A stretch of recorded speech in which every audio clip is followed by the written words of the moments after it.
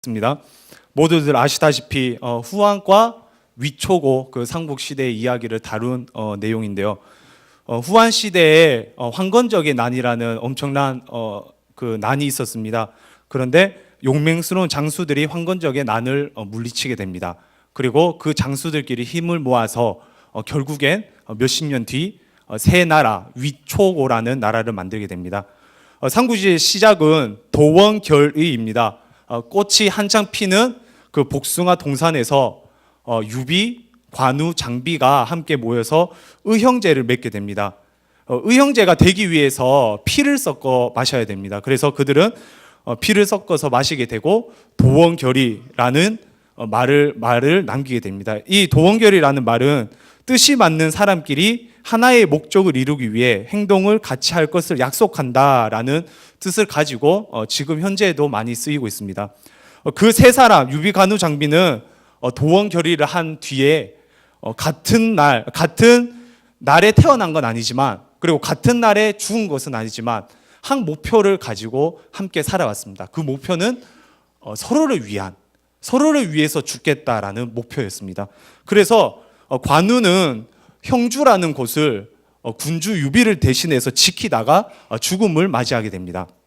그리고 장비는 관우를 복수하러 가다가 부하 장수에게 죽음을 맞이하게 되고요. 또 유비는 관우를 복수하려고 무리한 공격을 오나라에 퍼붓다가 죽게 되죠.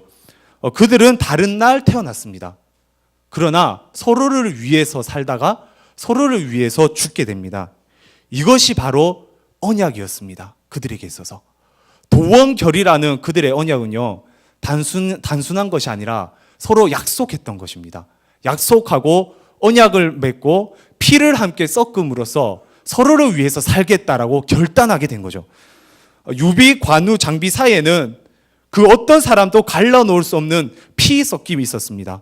관우라는 장수를 차지하기 위해서 조조라는 그 위 군주는 엄청난 돈을 퍼부었어요. 족토마도 주고요, 땅도 주고요, 여자도 줬습니다. 그러나 관우는 눈 깜짝하지 않았습니다. 왜? 도원결의라는 언약 때문에. 복숭아 동산에서 약속한 약속 때문에 그들은 서로를 위해서 살아가게 됩니다. 그것이 언약, 약속, 그리고 피 섞임의 모습임을 알 수 있습니다. 자, 오늘 본문에서도요, 하나님과 이스라엘 백성들 사이에서 맺은 언약에 대해서 이야기하고 있습니다. 여호수아 5장은 이스라엘 백성들이 요단강을 건너고 가나안 땅에 들어가기 직전, 그러니까 전쟁, 하나님의 전투, 그 전쟁을 들어가기 전에 했던 일들을 다루고 있습니다. 그런데 그 첫 번째 했던 일이 오늘 함께 읽어본 할례입니다. 2절 말씀인데요, 제가 읽어보겠습니다. 그때 여호와께서 여호수아에게 이르시되 너는 부싯돌로 칼을 만들어 이스라엘 자손들에게 다시 할례를 행하라 하시매, 그들은 전쟁 전에 할례를 행하게 됩니다. 할례가 뭔지 다 아시죠? 할례를 행하게 되면요, 거의 뒤에서 웃으셔서, 자, 거의 일주일 가량 전투할 수 없는 상태가 돼요. 남자들은 일주일 가량 전투할 수 없는 상태가 됩니다. 자, 이성적으로 생각했을 때 이거는 해야 되는 행동입니까? 아니면 해서는 안 되는 행동입니까? 절대 해서는 안 되는 행동입니다. 전투를 앞두고 가나안 땅에 들어가서 전투를 앞두고 있는데 할례를 행하면서 일주일 동안 아무 힘도 없는 군사가 되어버리는 거예요. 근데 이 무리한 행동을 이스라엘 백성들은 행하게 됩니다. 왜? 할례가 도대체 어떤 의미가 있길래 그 전쟁 앞에서 할례를 행하게 됐을까요? 결과론적으로 전쟁은 일어나지 않았습니다. 하지만 무리하게 할례를 행했던 이유가 무엇일까요? 본문을 함께 살펴보면 4절부터 7절을 통해서 알 수 있는데요. 4절, 5절 말씀입니다. 여호수아가 할례를 시행한 까닭은 이것이니 애굽에서 나온 모든 백성 중 남자 곧 모두 군사는 애굽에서 나온 후 광야길에서 죽었는데 그 나온 백성은 다 할례를 받았으나, 자, 이스라엘 1세대는 다 할례를 받고 애굽에서 나오게 됩니다. 하지만 애굽에서 나온 후 광야길에서 난 자는 할례를 받지 못했어요. 그러니까 이스라엘 2세대는 할례를 받지 않은 상태에 놓여 있었습니다. 그리고 6절을 보면 하나님께서 이스라엘 백성에게 준 약속이 있는데요. 6절을 보면 그들에게 대하여 맹세하사 그들의 조상들에게 맹세하여 우리에게 주리라고 하신 땅, 곧 젖과 꿀이 흐르는 땅, 하나님께서 가나안 땅을 주겠다고 약속하셨어요. 그 약속을 맹세하셨어요. 하나님께서 맹세하셨고, 그것을 이스라엘 백성들이 그 언약을 받게 되었는데, 그 언약을 받게 된 증거로 할례를 받았는데, 그 할례를 받은 사람들 다 죽음을 맞이하게 했던 것입니다. 그리고 7절 말씀, 그들을 대를 잇게 하신 이 자손에게 여호수아가 할례를 행하였으니 라고 되어 있는데요. 그들의 대, 즉 이스라엘 백성들의 대, 다시 말해서 하나님께서 약속의 땅을 주겠다고 맹세한 그 이스라엘 백성의 대에게 하나님께서 할례를 행하라고 선포하셨던 것입니다. 쉽게 말해서요, 이스라엘 백성의 다음 세대, 즉 하나님의 백성, 하나님의 가족에게 할례를 행하라고 하나님께서는 말씀하시는 겁니다. 이 할례는요, 쉽게 말해서 하나님의 가족이라는 의미가 있습니다. 이스라엘 백성들은 할례를 행함으로써 나는 하나님의 가족이다, 나는 하나님의 백성이다라는 증거, 표징이 되었다라는 것이죠. 그들은 할례 의식을 통해서 하나님의 가족이라는 징표를 몸에 새기게 됩니다. 그리고 이 징표는요, 애굽의 수치를 떠나가게 했습니다. 9절 말씀입니다. 내가 오늘 애굽의 수치를 너희에게 떠나가게 하였다. 자, 애굽의 수치가 뭔가요?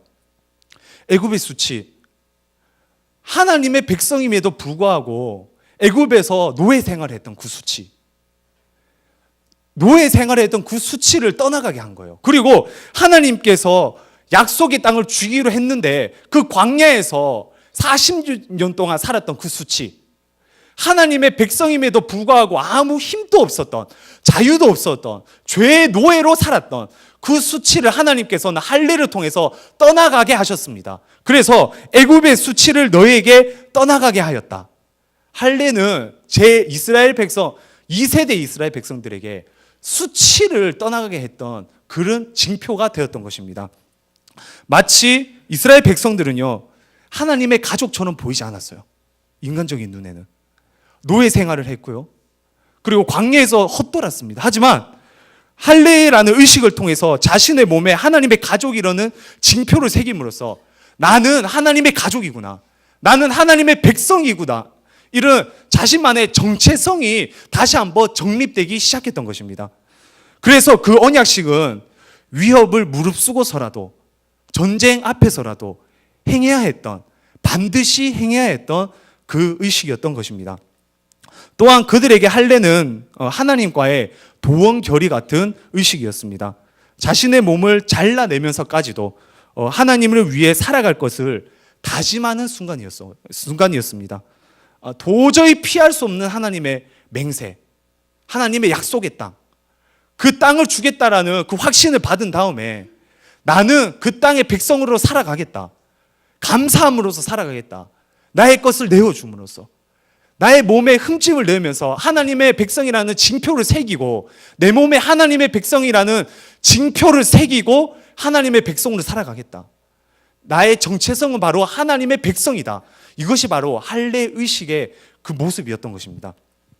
하나님의 가족이라는 할례는 그들의 정체성을 나타냈고, 하나님의 백성으로 하나님을 위해 죽도록 살아가겠다, 그 언약의 모습이었습니다. 그래서 이스라엘 백성에게, 그리고 유대인들에게는 할례가 매우 중요한 것이었습니다. 할례를 통해서 하나님의 가족이라는 언약을 새기게 되었습니다. 그리고 자신의 몸에 하나님의 가족을 새겼습니다. 그것은 그들에게 있어서요, 매우 중요하고 자부심 있는 행동이었습니다. 그리고 다른 민족과는 철저하게 구별되는, 그들만 했던 그 모습이었던 것입니다. 혹시 저와 여러분들 가운데는 이 하나님의 징표, 하나님의 백성이라는 징표가 있는지 한번 살펴봤으면 좋겠습니다. 이스라엘 백성들은요, 가장 긴급한 순간, 가장 중요한 순간, 하나님 앞에 위협을 무릅쓰고 하나님께 시간을 투자합니다. 그 전쟁터 앞에서 죽음을 무릅쓰고 그 자신의 시간과 자신의 몸을 투자해버리는 거예요.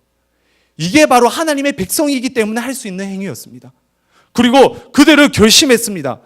내가 누구의 백성도 아닌, 내가 가나안 땅에 들어갔을 때 이방 신들의 백성이 아닌 하나님의 백성이다. 나는 끝까지 하나님의 백성으로 살겠다. 그 증거, 그 정체성을 그들은 남기기를 원했습니다. 우리에게도 이 정체성, 이 징표가 몸에 있어야 합니다. 우리의 징표, 우리의 정체성은 어떤 겁니까? 우리의 정체성도 이스라엘 백성들하고 똑같아요. 힘들고 어려운 순간, 긴급한 순간, 그 순간 앞에서 시간을 투자해서 하나님께 다가가야 됩니다. 그것이 바로 하나님의 백성이라는 징표가 돼요. 하나님의 정체성, 하나님의 백성의 정체성을 가지는 저와 여러분들이 되었으면 좋겠습니다. 할례의 중요성은 신약시대에 가서도 이어지는데요. 많은 유대교인들이 예수를 믿고 그리스도인들이 됩니다. 그들은 예수님께서 하나님께서 보내신 아들임을 믿기 시작했습니다. 단순히 그냥 선지자가 아니라 하나님께서 보내신 아들, 그것을 믿기 시작했죠. 그런데 문제가 생깁니다. 유대교 그리스도인들뿐만 아니라 이방인 그리스도인들도 나타나는 거예요.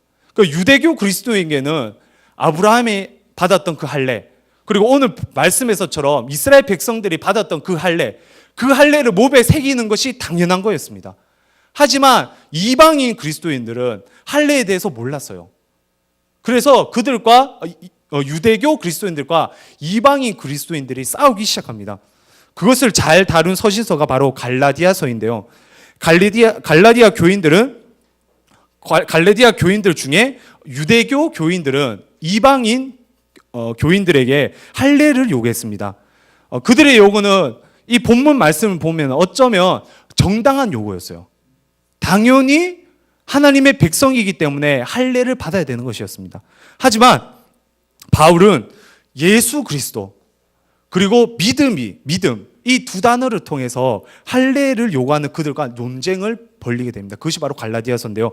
갈라디아서 6장 12절에서 17절 말씀입니다. 긴데요, 한 절씩 함께 같이 읽어보도록 하겠습니다. 저부터 읽겠습니다. 무릇 육체의 모양을 내려 하는 자들이 억지로 너희에게 할례를 받게 함은 그들이 그리스도의 십자가로 말미암아 박해를 면하려 함뿐이라.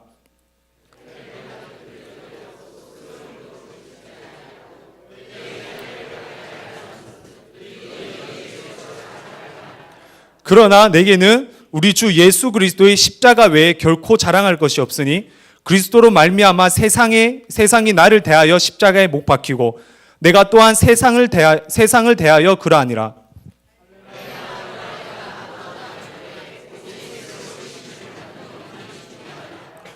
무릇 이 규례를 행하는 자에게와 하나님의 이스라엘에게 평강과 국률이 있을지어다. 이후로는 누구든지 나를 괴롭게 하지 말라. 내가 내 몸에 예수의 흔적을 지니고 있노라. 아멘. 할례는 하나님의 가족, 하나님의 백성이라는 징표가 되었습니다. 그러나 지금은 할례로 하나님의 백성을 삼을 필요가 없습니다. 할례는요, 그 육체의 모양은 자랑거리가 되었습니다. 그리고 그 육체의 모양은 옛것이 되었습니다. 지금은 새로운 자랑이 생겼습니다. 그리고 지금은 새로운 모양이 생겼습니다. 우리의 자랑, 우리의 모양, 바로 예수 그리스도. 예수 그리스도가 우리 몸의 모양이 되고 우리 몸의 자랑이 됩니다. 구약의 할례 의식은 신약의 예수 그리스도의 그림자였던 것입니다. 그래서 바울은 말합니다. 할례가 아니라 예수 그리스도의 십자가를 자랑해야 된다. 나는 예수 그리스도의 십자가 외에는 결코 자랑할 것이 없다. 예수 그리스도의 흔적을 지니고 있다. 나는 할례의 흔적이 아니라 예수 그리스도의 흔적을 지니고 있다. 이게 더 중요하다. 이렇게 갈라디아 교인들에게 말하는 거예요. 우리에게 말하는 것도 이것입니다. 우리의 모습 가운데 교회를 얼마나 많이 다녔나, 내가 세례를 받았나, 혹은 내가 어떤 직분이 있나, 그게 중요한 게 아니라 내 몸에 예수 그리스도의 흔적을 가지고 있는가, 내 몸에 예수 그리스도의 모양이 있는가, 그것이 중요하다고 우리에게 말씀해 주고 있는 겁니다. 예수 그리스도의 흔적은 죄에서의 수치, 노예 생활에서의 수치, 그리고 고통과 아픔에서의 수치를 멀게 하십니다. 우리의 몸에 예수 그리스도의 흔적을 가져야 합니다. 이스라엘 백성이 할례를 통해서 하나님과 도원결의를 맺었던 것처럼, 그래서 그 전쟁터에 앞서서 나는 하나님의 백성이니 하나님을 위해서 죽어도 상관없다, 나는 할례를 받겠다. 나는 하나님의 백성의 정체성을 가지고 있다. 이렇게 긴급한 시간, 긴급한 순간 그 시간을 투자하면까지 할례를 했던 것처럼, 그리고 그 할례를 따라 바울이 내 몸에 예수 그리스도의 흔적을 가졌다, 그렇게 외치는 것처럼 우리의 몸에도 예수 그리스도의 흔적이, 예수 그리스도의 십자가의 흔적이 우리의 몸과 우리의 삶에 있어야 합니다. 그렇다면 저와 여러분들에게, 과연 우리들에게 얼마나 예수 그리스도의 십자가의 흔적이 있습니까? 말씀을 묵상하면서 이런 생각을 했어요. 구약이 좀 편하긴 편하겠다. 지금은 레이저가 발달됐잖아요. 레이저 수술 받으면 할례를 받잖아요. 할례를 받으면 얼마나 편할까? 그러나 성경에서는 일주일 동안의 고통이 아니라 매일매일의 고통을 원하고 있는 거예요. 단순히 교회에서 일주일에 하루 고통이 아니라 매일매일의 고통은 하나님께서 우리에게 요구하시는 겁니다. 오늘 교회에 와서 얼마나 그리스도의 흔적을 느꼈습니까? 이 교회는요, 예수 그리스도의 십자가의 피로 산 교회입니다. 구약 성전에는 양과 염소, 그들의 피 냄새가 나는 그런 곳이었어요. 향기가 나는 그런 곳이 아니라, 지금 신약의 교회는 예수 그리스도의 십자가의 피 냄새가 나는, 그 피 비린내가 나는 그런 곳입니다. 그러나 과연 이 교회에서, 우리가 앉아있는 이 교회에서 여러분들은, 저와 여러분들은 얼마나 그 십자가의 피의 흔적을 느끼고 있습니까? 예수 그리스도의 흔적은 삶에 있어야 합니다. 우리의 삶에 얼마나 예수 그리스도의 흔적이 있습니까? 일주일에 한 번이 아니라 날마다 그 흔적. 내 몸에 예수 그리스도의 십자가의 흔적을 지녔다라고 고백하는 그 바울의 모습처럼 우리의 모습 가운데, 우리의 삶 가운데 얼마나 예수 그리스도의 흔적을 지니고 있습니까? 도원결의의 그 세 장수는 그냥 서로를 위해 살다가 죽었어요. 우리는 날 위해 죽은 예수님을 따라 그 흔적을 지니면서 그를 위해서 살고 날마다 그를 위해서 죽어야 될 줄 믿습니다. 예수 그리스도의 흔적은 나라와 가정에도 있어야 합니다. 우리나라에 과연 예수 그리스도의 흔적이 있습니까? 15% 정도가 기독교 인구라고 해요. 뉴스를 보면서 예수 그리스도의 흔적을 볼 수 있습니까? 우리의 잘못입니다. 이 나라에 예수 그리스도의 흔적이 없다는 건 인간보다 돈을 소중히 여긴다는 그 자본주의에 빠져있는 그 나라를 보는 것은 우리의 잘못인 줄 믿습니다. 우리의 나라에, 우리의 가정에 예수 그리스도의 십자가의 흔적이 있어야 합니다. 우리의 교회에 예수 그리스도의 흔적을 새기기 기도합니다. 우리의 삶에 예수 그리스도의 흔적을 새기기 원합니다. 우리의 나라에 예수 그리스도의 흔적이 나타나기 원합니다. 우리의 가정에 예수 그리스도의 흔적이 가득하기 원합니다. 할례와는 비교할 수 없는 그 새로운 언약, 예수 그리스도의 새김, 그것이 저와 여러분들의 가정, 교회, 삶, 그리고 나라, 이 대한민국에 가득 차길 주님의 이름으로 기도합니다.